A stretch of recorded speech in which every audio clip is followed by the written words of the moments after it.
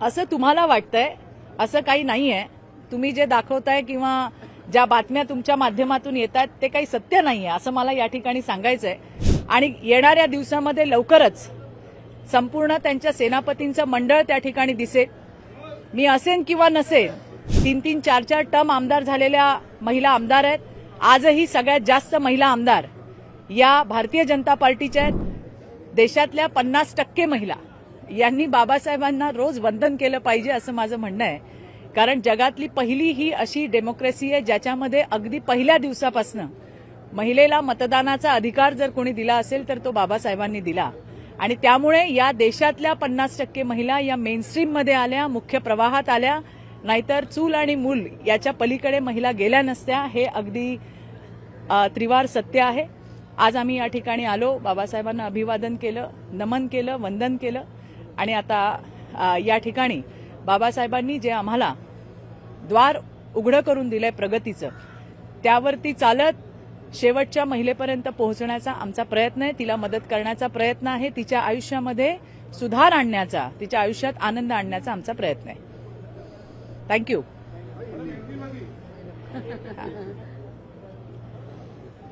आज का दिन हमारे लिए बहुत महत्वपूर्ण दिन है। हर साल की तरह इस साल भी हम बाबा साहब को वंदन करने यहाँ पे आए हैं। मैं ये मानती हूँ कि देश की 50% महिला आबादी, इन्होंने रोज बाबा साहब को वंदन करना चाहिए क्योंकि उन्हीं के वजह से आज हम मेन स्ट्रीम में हैं। ये पूरी दुनिया की पहली डेमोक्रेसी है जहाँ पे पहले दिन से देश की महिलाओं को मतदान का अधिकार मिला और महिलाएं जो है वो मेन स्ट्रीम में आई, कुछ कर पाई। बाबा साहब ने जो हमें ये शक्ति दी है, उसी शक्ति के तहत काम करते हुए अंत्योदय तक की महिला तक पहुंच के उसके जीवन में सुधार लाना, उसके जीवन में आनंद लाना, यही हमारा ध्येय है, यही हमारा उद्देश्य है। हम महामानव डॉक्टर बाबा साहब को कोटि कोटि वंदन करते हैं, नमन करते हैं, अभिवादन करते हैं। धन्यवाद। बघा, असं आहे की आमच्या सगळ्या लाडक्या बहिणींचा लाडका भाऊ देवाभाऊ त्या ठिकाणी मुख्यमंत्रीपदी असावा याबद्दलचा आमचा अट्टाहास होता, आमची इच्छा होती, ती काल पूर्ण झाली आहे। आणि येणाऱ्या दिवसामध्ये लवकरच संपूर्ण त्यांच्या सेनापतींचं मंडळ त्या ठिकाणी दिसेल। मी असेन किंवा नसेन, पण राज्यातल्या लाडक्या बहिणींचा नक्की समावेश त्याच्यामध्ये झाल्याशिवाय राहणार नाही। भारतीय जनता पार्टीकडे सीझन महिला पॉलिटिशियन आहेत, 3-3, 4-4 टर्म आमदार झालेल्या महिला आमदार आहेत। आजही सगळ्यात जास्त महिला आमदार या भारतीय जनता पार्टीच्या आहेत। मागच्या टर्ममध्येही सगळ्यात जास्त महिला आमदार या भारतीय जनता पार्टीच्या होत्या। त्यामुळे येणाऱ्या दिवसात लाडक्या बहिणी तुम्हाला मंत्रिमंडळात नक्की दिसतील। थँक्यू।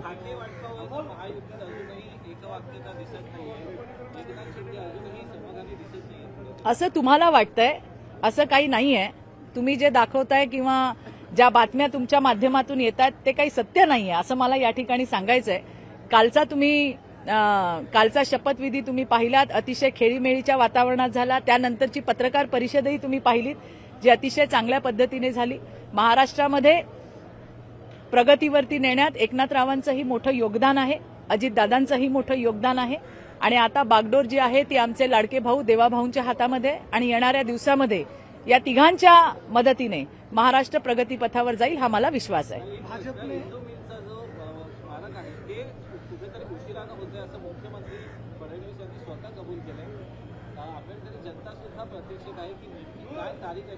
या राज्यातली प्रत्येक जनता ही हे स्मारक कधी पूर्ण होतं याची वाट बघते। मी तुम्हाला विश्वासाने सांगते, देवेंद्रजी लवकरात लवकर हे जे काम आहे ते सुद्धा मार्गी लावतील आणि महाराष्ट्रातल्या जनतेची ही इच्छा सुद्धा पूर्ण करतील। थँक्यू।